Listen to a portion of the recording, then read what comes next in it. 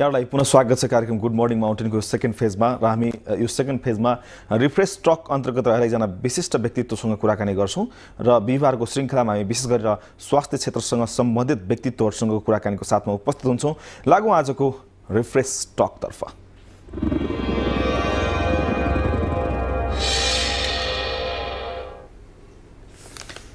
Refresh टकमा आज हामी कुरा गर्दैछौँ एकजना स्वास्थ्य क्षेत्रमा क्रियाशील व्यक्तित्वसँग।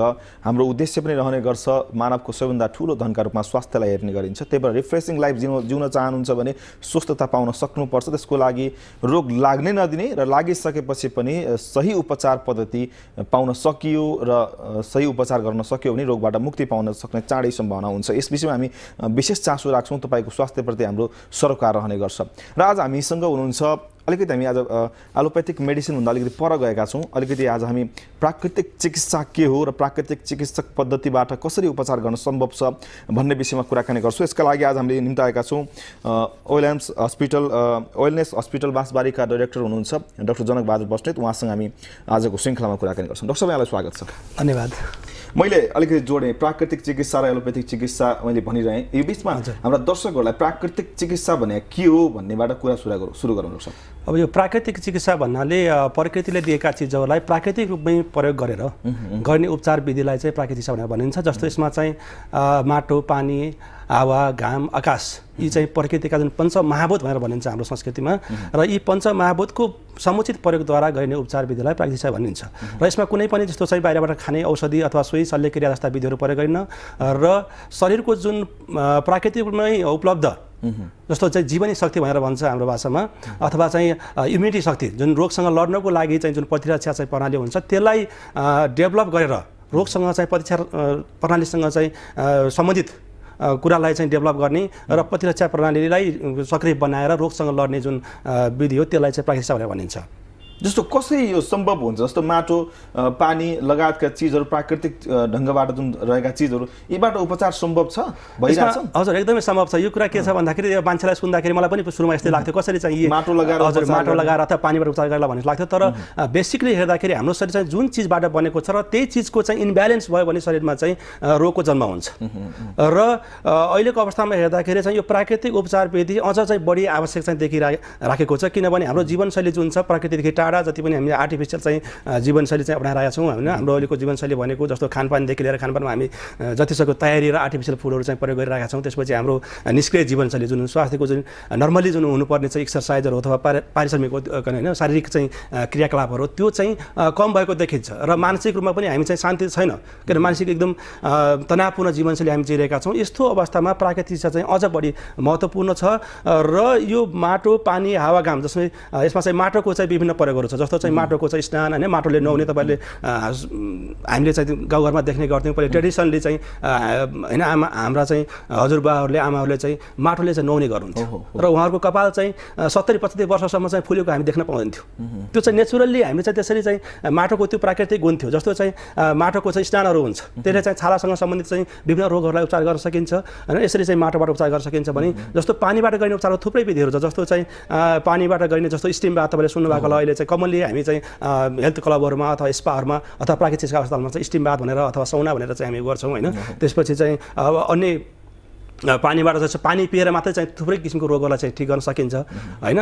त्यस कारणले गर्दा पानीबाट गरिने चाहिँ चिकित्सालाई जस्तो हाइड्रोथेरापी भनेर भन्छ। यसमा थुप्रै किसिमका चाहिँ विधिहरू छन्। थुप्रै किसिमका स्नान शरीरलाई चाहिँ आन्तरिक रूपमा र बाह्य रूपमा चाहिँ सफा गर्ने चाहिँ विधिहरू चाहिँ पानीबाट गर्ने उपचारहरू छ। त्यसपछि जुन आकाश तत्त्व भनेर भन्यो, आकाश तत्त्व भनेको चाहिँ स्पेस जुन खाली ठाउँ हो शरीरभित्र जुन स्पेसको कमी भयो भने पनि त्यसले गर्दाखेरि चाहिँ रोग लाग्छ भनेर भनिन्छ। जस्तो हामीले चाहिँ टन्न खाना खायौँ भने पेटमा चाहिँ इन्डाइजेसनको समस्या सुरु हुन्छ। तर हामीले चाहिँ स्टोभमा अलिकति खाली स्पेस दियौँ भने स्पेसलाई बढायौँ भने त्यो चाहिँ पेटसँग सम्बन्धित समस्याहरूबाट चाहिँ छुटकारा पाउन सकिन्छ होइन।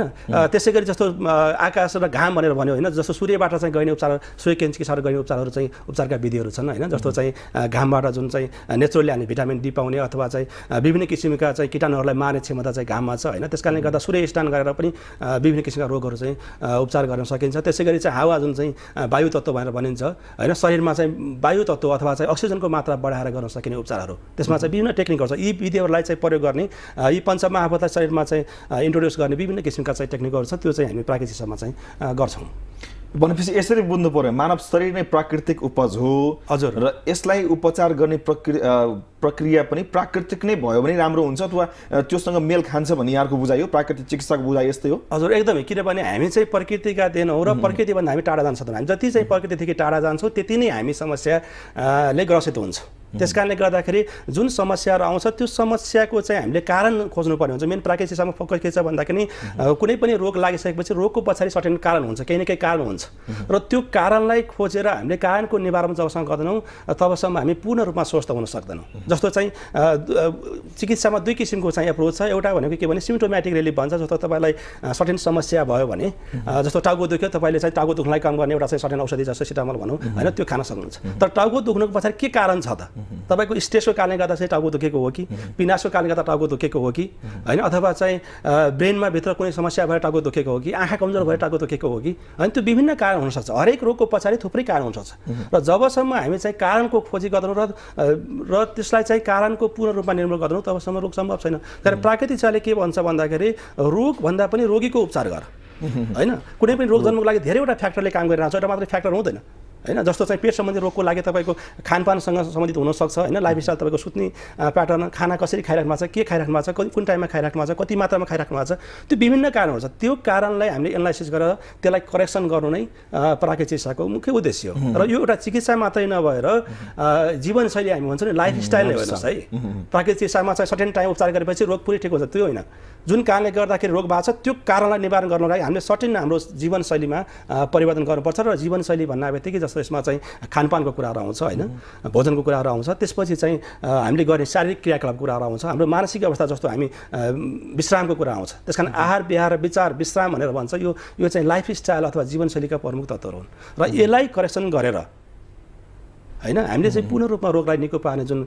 एप्रोच छ प्राकृतिक चिकित्सामा यसलाई होलिस्टिक एप्रोच भनेर भन्छ यसरी हामी चाहिँ उपचार गर्ने गर्छौँ हजुर जस्तो तपाईँसँग कुरा गरिरहँदाखेरि चाहिँ अब पछिल्लो पुस्ताहरू विशेष गरी आधुनिक पुस्ताहरूलाई चाहिँ विभिन्न सिरियलहरूमा अथवा फिल्महरूमा देखेको जस्तो ऋषिमुनिहरूले औषधि पिसेर लगाइदिएको लेप लगाइदिएको अनि चाँडै निको भएको टाइपको सम्झना हुन्छ होला तपाईँसँग कुराकानी गरिरहँदा यसको सम्बन्ध छ त्यो मैले प्रसङ्ग जोड्न चाहेँ प्राकृतिक चिकित्सा भन्ने बित्तिकै तपाईँको माटो पानी लगाएर कुरा गर्नुभयो नि त्यस्तै हो ऋषिमुनिहरूले जुन विगतमा गर्ने उपचार पद्धतिकै फलोअप हो यो एकदमै हजुर किनभने यो चाहिँ ट्रेडिसनली आएको एउटा सिस्टम हो जुन परम्परागत रूपमा चाहिँ हजारौँ वर्षदेखि ऋषिमुनिहरूले चाहिँ लामो समयको अनुसन्धान पछि आएको चिज हो त्यसकारणले गर्दाखेरि यो चाहिँ एउटा एक्सपेरिएन्सियल साइन्स भनेर भन्छौँ हामी किनभने साइन्सको दुईवटा आधार छ एउटा चाहिँ एक्सपेरिमेन्ट जुन चाहिँ आधुनिक प्रयोगशालामा चाहिँ प्रयोग गरेर गरिन्छ जस्तो आधुनिक विज्ञानका औषधिहरू जुन छन् होइन त्यो चाहिँ हामी सर्टेन कुरामा चाहिँ प्रयोगशालामा प्रयोग गर्छौँ त्यसपछि सर्टेन एनिमलमा प्रयोग गर्छौँ त्यसपछि चाहिँ ह्युमन लाइफ मान्छेमा प्रयोग गरिन्छ त्यसरी एउटा चाहिँ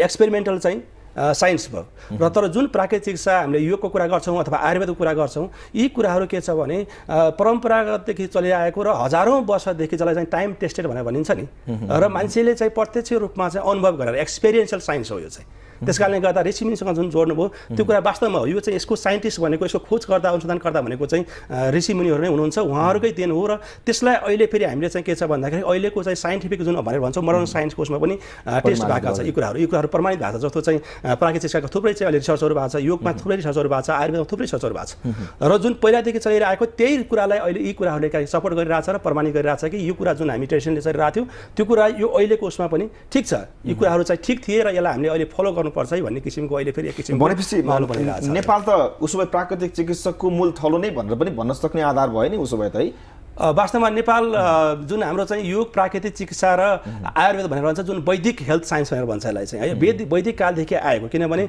स्वास्थ्यको चाहिँ सबभन्दा पुरानो ग्रन्थ भनेको चाहिँ वेद हो हेर्नुहोस् है र वेदपछि चाहिँ आयुर्वेद आयो होइन र त्यस कारणले गर्दाखेरि जुन हामीले चाहिँ यदि हिस्ट्री हेऱ्यो भने र ऋषिमुनिहरूले चाहिँ अनुसन्धान गरेको र ऋषिमुनिको तपोवनी भनेर चाहिँ के भन्छ हिमालयन रिजनलाई जनाइन्छ र नेपाल एउटा हिमालयन कन्ट्री भएको कारणले गर्दाखेरि पक्कै पनि यी योग प्राकृतिक चिकित्सा र आयुर्वेदको चाहिँ उद्गम बिन्दु भनेको चाहिँ नेपाल नै हो हेर्नुहोस् यसमा कुनै पनि शङ्का छैन तर अहिले हामीले चाहिँ समयकालको होइन परिस्थितिले गर्दाखेरि चाहिँ हामीले यसलाई चाहिँ प्रचार गर्न सकेनौँ यसलाई चाहिँ हामीले मार्केटिङ गर्न नसकेको कारणले गर्दाखेरि हामी चाहिँ यसमा पछाडि परिरहेको तर यसको उद्गम बिन्दु भनेको नेपाल नै हो ठिक छ उसो भए अब प्राकृतिक चिकित्साबाट कस्ता कस्ता रोगहरूको उपचार गर्न सकिन्छ अथवा सामान्य जस्तो एउटा बच्चालाई निमोनिया भएको बच्चा तपाईँको प्राकृतिक चिकित्सामा गएर उसले उपचार पाउँछ पाउँदैन अथवा कस्ता खालका समस्याहरूमा यो प्राकृतिक चिकित्सा प्रभावकारी पाउनु भएको छ? यहाँले त लामो समय काम गर्नु भएको छ, यहाँको हस्पिटल पनि छ, के पाउनु भएको छ यहाँले? प्राकृतिक चिकित्सामा चाहिँ हेर्दाखेरि के छ भन्दाखेरि यसमा चाहिँ विशेष गरी चाहिँ क्रोनिक डिजिज र लाइफस्टाइलसँग रिलेटेड डिजिज भनेर भनिन्छ, नन कम्युनिकेबल डिजिज एनसिडी भनेर भनिन्छ, जस्तो चाहिँ हाइपरटेन्सन अहिले होइन, ब्लड प्रेसर उच्च रक्तचाप कमनली छ, चाहिँ धेरै मान्छेले यसबाट पीडित छ होइन। त्यसपछि डायबिटिज हेर्नुहोस् अहिले विकराल रूपमा चाहिँ बढिरहेको छ। त्यसपछि कमर दुख्ने समस्या, नसा च्यापिने समस्या तपाईँ जो कोहीलाई पनि सुन्न सक्नुहुन्छ होइन। त्यसै गरी चाहिँ पेटका समस्याहरू जस्तो ग्यास्ट्राइटिस हामीले नेपालको राष्ट्रिय रोग भनेर भन्छौँ होइन, हरेक मान्छेलाई छ होइन। जस्तो कब्जियत हुनसक्छ, जस्तो पिनास भनौँ होइन, हाम्रो यस्तो क्राउडेड वातावरणमा पिनास, माइग्रेनको समस्याहरू होइन। यी किसिमका चाहिँ जुन दीर्घकालीन रूपमा चाहिँ भइराख्ने समस्याहरू जुन चाहिँ हाम्रो लाइफस्टाइलसँग सम्बन्धित र नन कम्युनिकेबल डिजिज हुन्, यी रोगहरूमा चाहिँ प्राकृतिक चिकित्सा चाहिँ बढी उपयोगी छ हेर्नुहोस्। तर यहाँले निमोनिया भन्नुभयो, निमोनिया चाहिँ जस्तो भइसकेपछि चाहिँ हामीले एलोपेथीमै जानुपर्ने हुन्छ, किन प्राकृतिक चिकित्साको चाहिँ सर्टेन लिमिट, हरेक चाहिँ सिस्टमको एउटा चाहिँ के भन्छ स्ट्रेन्थ हुन्छ होइन, प्लस पोइन्ट हुन्छ भने र विक पोइन्ट पनि हुन्छ। र त्यस कारणले गर्दा प्राकृतिक चिकित्साको चाहिँ विक पोइन्ट भनेको के हो भने इमर्जेन्सी कन्डिसन र सर्टेन इन्फेक्सियस कन्डिसनमा चाहिँ यसले कुनै काम गर्दैन। यसो बुझ्नुपर्छ दीर्घ रोगहरू जुन क्रोनिक डिजिजका रूपमा हामीले लिन्छौँ, अझै कति त वंशानुगत रोगहरू पनि भयो पछि हुने खाले समस्याहरू, यी रोगमा चाहिँ प्रभावकारी छ। अब ठिक छ, यहाँले वेलनेस हस्पिटल भनेर बाँसबारीमा चलाइरहनु भएको छ, प्राकृतिक चिकित्साका विभिन्न प्रक्रिया अपनाएर यहाँले ट्रिटमेन्ट गर्नु भएको छ, के छ त्यहाँबाट के कस्ता सेवाहरू आम सर्वसाधारणले पाइरहनु भएको छ तपाईँको हस्पिटलतिर केन्द्रित भयो? मैले जस्तो वेलनेस हस्पिटल भनेर हामीले चाहिँ त्यहाँ विशेष गरी चाहिँ यो प्राकृतिक चिकित्साका पनि थुप्रै विधिहरू छ होइन, जस्तै चाहिँ वैकल्पिक चिकित्सा पनि भन्ने गरिन्छ अथवा हामीले चाहिँ बढी पूरक चिकित्सा भनेर भन्छौँ, कम्प्लिमेन्ट्री मेडिसिन होइन। र यसका चाहिँ थुप्रै विधाहरू छन्, जस्तो प्राकृतिक चिकित्सा आफैमा एक किसिमको भयो होइन, र त्यसमा पनि विभिन्न ब्रान्चहरू जस्तो चाहिँ मसाज थेरापी, हाइड्रोथेरापी, तपाईँको हिलियोथेरापी होइन, डायट थेरापी, त्यो विभिन्न किसिमको चाहिँ थेरापी चाहिँ प्राकृतिक चिकित्साभित्र छ। त्यसै गरी चाहिँ अहिले मोडर्न रूपमा आएको चाहिँ फिजियोथेरापी होइन, त्यो पनि एउटा प्राकृतिक चिकित्साको चाहिँ अंश नै हो, डेभलप रूप हो। त्यसमा पनि कुनै पनि औषधिको अथवा बाहिरी चिजको चाहिँ खाने औषधि अथवा सुई सल्लीको प्रयोग गरिन्न, त्यसमा फिजिकल एजेन्टको नै प्रयोग गरिन्छ। त्यस कारणले गर्दा अहिलेको आधुनिक फिजियोथेरापी, त्यसै गरी चाहिँ तपाईँले चाहिँ एक्युपङ्क्चर जुन चाहिँ चाइनिज सिस्टम अफ मेडिसिन भनेर भन्छ, चाहिँ चाइनामा चाहिँ हजारौँ वर्षदेखि ट्रेडिसनली आएको, जसरी हाम्रो चाहिँ नेपालमा चाहिँ आयुर्वेद यो प्राकृतिक चिकित्सा चाहिँ ट्रेडिसनली आएको छ नेपाल इन्डियामा। त्यसै गरी चाइनामा चाहिँ हजारौँ वर्षदेखि चाहिँ एक्युपङ्क्चर, एक्युप्रेसर, मोक्जिभिजन जस्ता चाहिँ विधिहरू डेभलप भएको थियो होइन। त्यसै गरी योग हाम्रो चाहिँ ऋषिमुनिहरूले चाहिँ जुन अनुसन्धान गरेर निकालेको चाहिँ एउटा साइन्टिफिक टेक्निक हो जुन चाहिँ योग होइन, जसले चाहिँ फिजिकल, मेन्टल र स्पिरिचुअल लेभलमा चाहिँ काम गर्छ होइन। यी सम्पूर्ण विधिहरूलाई चाहिँ हामीले कम्बाइन गरेर एउटा चाहिँ मेन स्ट्रिम चाहिँ जुन एलोपेथी छ त्यो बाहेकका अन्य जति पनि चाहिँ औषधिविहीन चिकित्सा पद्धति छन् त्यसको लागि चाहिँ एकै ठाउँमा व्यक्तिले चाहिँ सुविधा पाओस् भन्ने उद्देश्यले हामीले चाहिँ वेलनेस हस्पिटलको चाहिँ सुरुवात गरेका हौँ। त्यसकारणले गर्दा हाम्रो एउटै छाना मुनि हामी जहाँ चाहिँ प्राकृतिक चिकित्साका विभिन्न विधिहरू छ, त्यसै गरी चाहिँ फिजियोथेरापी होइन, एक्युपङ्क्चर र योग र साथसाथै के भन्छ आयुर्वेदको केही अंशहरू पनि हामीले चाहिँ राखेका छौँ। त्यसरी एउटा कम्बाइन्ड प्लेटफर्म हो र त्यहाँ विशेष गरी आउने भनेको चाहिँ क्रोनिक डिजिज हो, किनभने यो सिस्टम भनेको क्रोनिक डिजिज लाइफस्टाइलसँग सम्बन्धित नन कम्युनिकेबल डिजिजमा चाहिँ बढी काम गर्ने भएको हुनाले हाम्रो हस्पिटलमा आउने बिरामीहरू भनेको जस्तो विशेष गरी प्यारालाइसिस केसहरू अहिले चाहिँ तपाईँ सुन्न सक्नुहुन्छ, प्रेसर धेरै मान्छेलाई चाहिँ हाई ब्लड प्रेसर छ, त्यसको कारणले गर्दा आउने चाहिँ स्ट्रोक होइन, प्यारालाइसिसको केसहरू, त्यसै गरी चाहिँ नसा च्यापिने केस बढी हामी कहाँ आउँछ। त्यसपछि घुँडा खिने समस्याहरू जस्तो चाहिँ सामान्यतया चाहिँ ओल्ड एजमा चाहिँ घुँडा खिने समस्याहरू आउँथ्यो, तर अहिले चाहिँ यङ एजमै जस्तो 30-35 वर्षको मान्छेलाई पनि अहिले घुँडा खिने, हड्डी खिने समस्याहरू आइरहेछ। त्यस्तो किसिमको केसहरू पनि हामी कहाँ आइरहेछ। त्यसै गरी पेटसँग सम्बन्धित जस्तो ग्यास्ट्राइटिस, कब्जियतका समस्याहरू होइन, त्यो किसिमको केसहरू, अनि माइग्रेन, पिनास होइन, यी किसिमका चाहिँ समस्याहरू हाम्रो हस्पिटलमा चाहिँ बढी आइरहेछ र त्यहाँ त्यसको सुविधा छ। यी सबै प्रक्रियामा तपाईँहरूको ट्रिटमेन्ट यिनी प्राकृतिक चिकित्सा जुन तपाईँले भन्नुभयो अन्य पद्धतिहरू जस्तो एक्युपङ्क्चर कुराहरू, यी सबै कुराहरू मिक्स पद्धतिबाट उपचार गर्नुहुन्छ यहाँहरू? हजुर, हामीले चाहिँ त्यहाँ हाम्रो एप्रोच भनेको कम्बाइन्ड एप्रोच नै छ। जस्तो एलोपेथी बाहेक अन्य चिकित्सा पद्धतिहरूलाई हामीले कम्बाइन्डली युज गर्छौँ, तर त्यसमा कम्बाइनेसन गर्दाखेरि चाहिँ त्यो के सेयर हुन्छ, कुन रोगमा चाहिँ कुन विधि बढी उपयोगी छ होइन। जस्तो चाहिँ पेटसँग सम्बन्धित समस्याहरू आयो भने हामी बढी प्राकृतिक चिकित्सातिर, उसको खानपानतिर, लाइफस्टाइलतिर बढी फोकस हुन्छ। तर जस्तो पेनफुल कन्डिसनहरू आयो भने, कुनै पनि जस्तो चाहिँ ब्याकपेनको समस्या आयो भने त्यसमा चाहिँ फिजियोथेरापी बढी फोकस हुन्छ, तर त्यसमा एक्युपङ्क्चर र प्राकृतिक चिकित्साका केही विधिहरू पनि कम्बाइनेसन हुन्छ होइन। त्यस्तै गरी स्ट्रेससँग रिलेटेड मान्छे चाहिँ टेन्सन भएर चाहिँ ब्लड प्रेसर हाई भएर आयो भने त्यसलाई चाहिँ बढी रिल्याक्सेसन टेक्निकहरू होइन, त्यसमा चाहिँ जस्तो योगको रिल्याक्सेसन टेक्निकहरू हुनसक्छ, प्राणायामहरू, मेडिटेसनका कुराहरू हुन्छ। त्यसै गरी प्रायः चिकित्सामा चाहिँ मसाजहरू, शिरोधाराहरू होइन, स्टिम बाथहरू, रिल्याक्सेसन गर्ने किसिमका चाहिँ ट्रिटमेन्टहरू। त्यस कारण हामीले चाहिँ हाम्रो एप्रोच पनि कम्बाइन्ड एप्रोच नै हो, तर त्यसमा चाहिँ रोग हेरेर कुन चाहिँ विधि बढी इफेक्टिभ छ त्यसलाई बढी फोकस गरेर हामीले चाहिँ उपचार गर्छौँ। जस्तो उपचार तपाईँ निजी ढङ्गबाट अस्पतालहरू चलाइरहनु भएको छ, प्राकृतिक चिकित्सा गरिरहनु भएको छ, प्राकृतिक पद्धत चिजहरूको प्रयोग गर्नुभएको छ। अब त्यो अस्पतालमा सेवा लिन आउनेहरूले अफोर्ड गर्न सक्ने खालको शुल्क छ अथवा के छ, नर्मली भन्न मिल्ने अवस्था छ कि छैन? किनकि यतिखेर आम दर्शकले हेरिरहनु भएको छ, उहाँहरूमा भएको समस्याहरू छ भने तपाईँको हस्पिटलमा पुग्न पनि चाहनुहुन्छ होला, के छ? शुल्क तिर्न सक्ने अवस्था छ त्यहाँ गएर? हामीले सर्वसाधारण नागरिकै मध्यम स्तरको जनताको कुरा हजुर होइन शुल्क तिर्ने, किनभने अहिलेको हिसाबले हामी चाहिँ स्वास्थ्य र शिक्षा भनेर भन्छौँ एकदम महँगो छ भनेर एफोर्ड गर्न सकिने कुरा भएन भनेर भन्छौँ र वास्तवमा त्यो पनि हो। अहिले चाहिँ धेरै किसिमको चाहिँ महँगाई छ होइन, र स्वास्थ्यमा पनि पक्कै पनि त्यो चाहिँ किसिमको चाहिँ महँगाई छ। तर प्राकृतिक चिकित्सा भनेको एकदमै सिम्पल विधि हो। यो आफ्नै श्रम सिप स्रोत र प्रविधि भनेर भन्छौँ कि हामी नेपालको आफ्नै श्रम स्रोत सिप र प्रविधिमा आधारित चिकित्सा भएको कारणले गर्दाखेरि यो अरू चिकित्सा जस्तो चाहिँ महँगो पर्दैन। तैपनि चाहिँ के छ भने काठमाडौँमा चाहिँ प्राकृतिक चिकित्साको लागि चाहिँ स्पेस धेरै चाहिँ चाहिन्छ है, र स्पेसको लागि चाहिँ कस्ट धेरै तिर्नुपर्ने। जस्तो यहाँ पानी भनेको चाहिँ फ्रीली पाउने चिज हो, प्राकृतिक चिज हो होइन, तर काठमाडौँमा चाहिँ पानी पनि किन्नुपर्छ होइन। त्यस कारणले गर्दाखेरि अब चाहिँ हावा पनि किन्नुपर्ने, अक्सिजन किन्नुपर्ने, हजुर त्यस्तो किसिमको चाहिँ बाटो पनि किन्नुपर्ने स्थिति आइसक्यो। त्यो कारणले गर्दाखेरि केही हदसम्म चाहिँ महँगो पर्ने स्वाभाविक हो। तर पनि कम्पेयरली हामी एज अ होल जुन चाहिँ हेल्थ सिस्टमलाई हेर्छौँ होइन, त्यो हिसाबले चाहिँ यो एफोर्डेबल नै छ। र हाम्रो हस्पिटल चाहिँ एकदमै हामीले चाहिँ कम्बाइन्डली उपचार गर्छौँ र धेरैवटा उपचारहरू विधिहरू चाहिँ हामीले अपनाउँछौँ। त्यो कारणले गर्दाखेरि कम्पेयरली चाहिँ हाम्रो हस्पिटल सस्तो र एफोर्डेबल नै छ। जस्तो अब बिरामीहरूको उपचारपछि उहाँहरूले जुन तपाईँहरूलाई प्रतिक्रिया दिनुभएको हुन्छ होला, कस्तो प्रतिक्रिया पाउनु भएको छ? अस्पताल सञ्चालन गरिरहँदाखेरि एउटा व्यावसायिक ढङ्गले एउटा हुनसक्छ, सामाजिक भाव पनि एकातिर हुनसक्छ। अस्पतालबाट निको भएर गएका बिरामीहरूको प्रतिक्रिया कस्तो पाउनु भएको छ, के भन्नुहुन्छ? बिरामीहरूको प्रतिक्रिया के छ भने हाम्रो हस्पिटल भनेको एउटा चाहिँ त्यहाँ गइसकेपछि हामीले होमली इन्भाइरोमेन्ट भनेर भन्छौँ कि जस्तो मान्छेहरू हस्पिटलमा गइसकेपछि सामान्यतः अहिले कमनली सुनेको भनेको डक्टरको बिहेभ राम्रो भएन अथवा नर्सको बिहेभ राम्रो भएन, स्टाफको राम्रो भएन भन्ने किसिमको एकदमै जनगुनासो पाइन्छ होइन। तर हामीले त्यसलाई चाहिँ हाम्रो स्ट्रेन्थ भनेको त्यो हेर्नुहोस्, हामी कहाँ गइसकेपछि तपाईँ सम्पूर्ण चाहिँ इन्भाइरोमेन्ट हेर्न सक्नुहुन्छ। त्यहाँको हामी प्राकृतिक इन्भाइरोमेन्ट क्रिएट गरेका छौँ।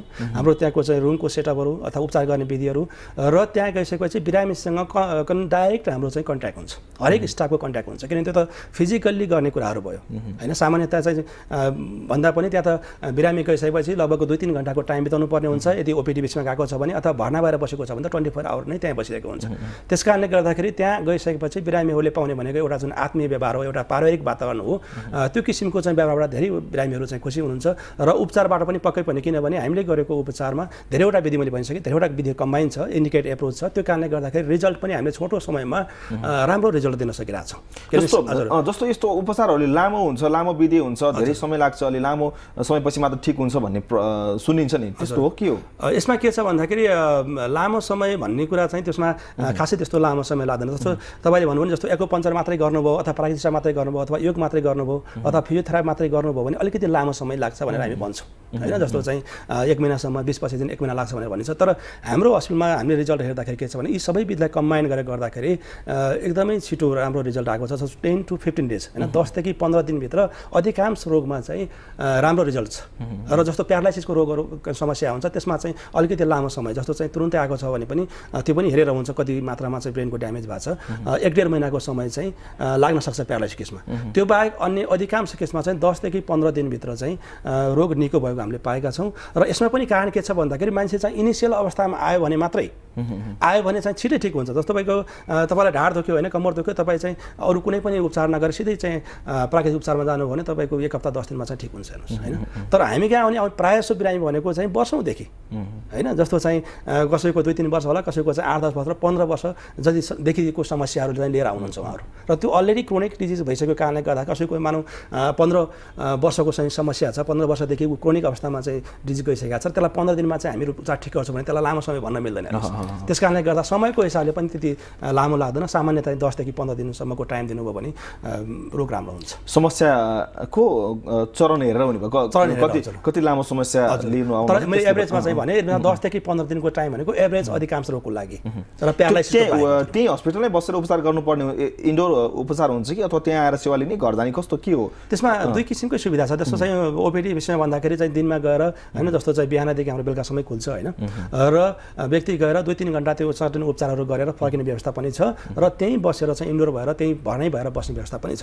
र त्यसमा चाहिँ कन्डिसन हेरेर जस्तो कतिपय केसहरूलाई चाहिँ बस्नै पर्ने पनि हुनसक्छ होइन, कतिपय बसलाई चाहिँ आउँदानी गरेर पनि गर्न सकिन्छ। भनेपछि प्राकृतिक चिकित्सा पछिल्लो समयमा निकै उपलब्धिमूलक छ, बिरामीहरूलाई निकै फाइदाजनक छ।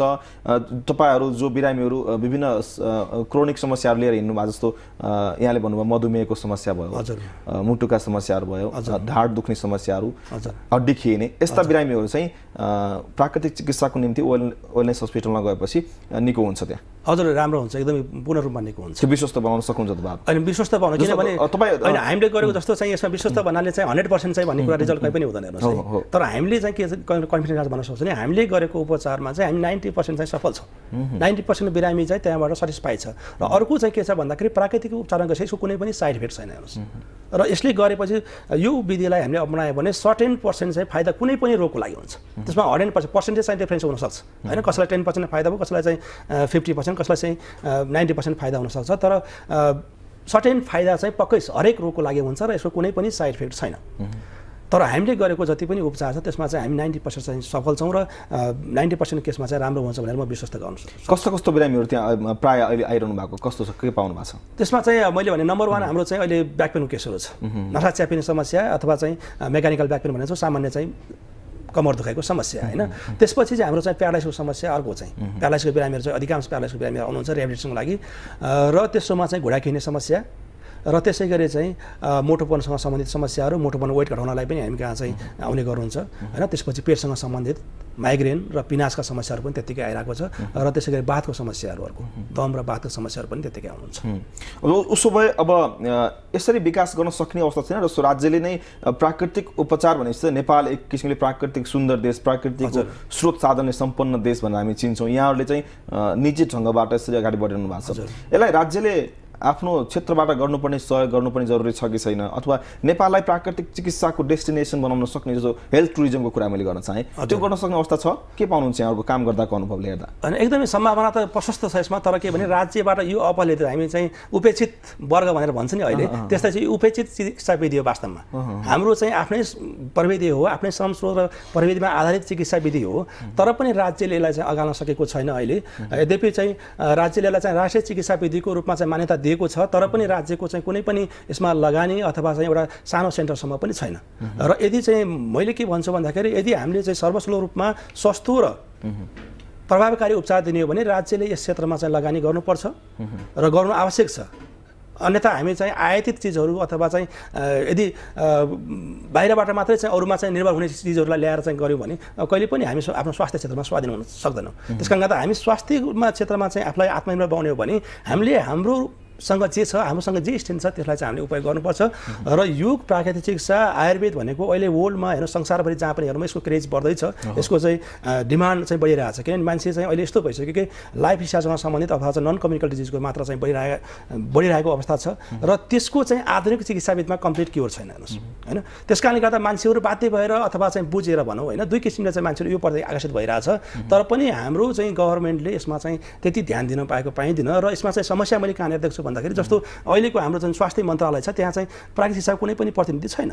किन जुन पोलिसी लेभलमा जानुपर्ने, पोलिसी बनाउँदाखेरि गर्नुपर्ने ठाउँमा त्यहाँ चाहिँ यो क्षेत्रको मान्छे नभएपछि कसरी यो क्षेत्रको कुरा बुझ्ने र यो सिस्टमलाई चाहिँ डेभलप गर्नुपर्छ भन्ने थाहा पाउनु पऱ्यो नि। त्यस कारणले गर्दाखेरि पहिलो काम चाहिँ के भने मन्त्रालयमा चाहिँ कुनै एउटा प्राकृतिक चिकित्साको चाहिँ दरबन्दी क्रिएट गरेर त्यहाँ चाहिँ पोलिसी लेभलमा चाहिँ पहिले पुरा गराएपछि मात्रै चाहिँ यो सम्भव हुन्थ्यो। तर हाम्रो चाहिँ त्यो एप्रोच चाहिँ अहिले पुग्न सक्दैन हेर्नुहोस् होइन। गभर्मेन्टमा चाहिँ सबै स्वास्थ्य मन्त्रालयमा भन्यो भने अधिकांश चाहिँ एलोपेथिक डाक्टरहरू हुनुहुन्छ। अब उहाँले यसको मर्म र महत्त्व चाहिँ बुझ्नुहुन्न, त्यो कारणले गर्दा पोलिसी भन्दैन।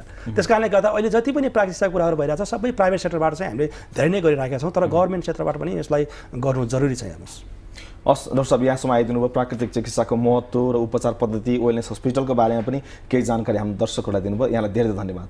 हस् धन्यवाद। यहाँलाई पनि मेरो विचारहरू हाम्रो विचारहरू राख्ने अवसर दिनुभयो, यहाँलाई पनि धन्यवाद। हस् आदरणीय दर्शकहरू, आज हामीसँग हुनुहुन्थ्यो वेलनेस हस्पिटल बाँसबारीका डाइरेक्टर डाक्टर जनकबहादुर बस्नेत। उहाँसँग हामीले कुराकानी गऱ्यौँ प्राकृतिक चिकित्सा के हो र प्राकृतिक चिकित्साबाट गर्न सकिने रोगका उपचारका बारेमा पनि हामीले कुराकानी गऱ्यौँ। वेलनेस हस्पिटल जो बाँसबारीमा रहेको छ त्यहाँका सुविधाहरूका बारेमा पनि हामीले कुराकानी गऱ्यौँ। यसले तपाईँलाई पक्कै फाइदा पुर्याएको छ भन्ने हामीलाई विश्वास छ। यही कुराकानी सँगसँगै आजको रिफ्रेस टकको यो श्रृङ्खलाबाट म वीरेन्द्र केसी बिदा माग्छु। अर्को श्रृङ्खलामा फेरि यस्तै विशिष्ट व्यक्तित्वसँग कुराकानीका साथमा उपस्थित हुनेछु। नमस्ते।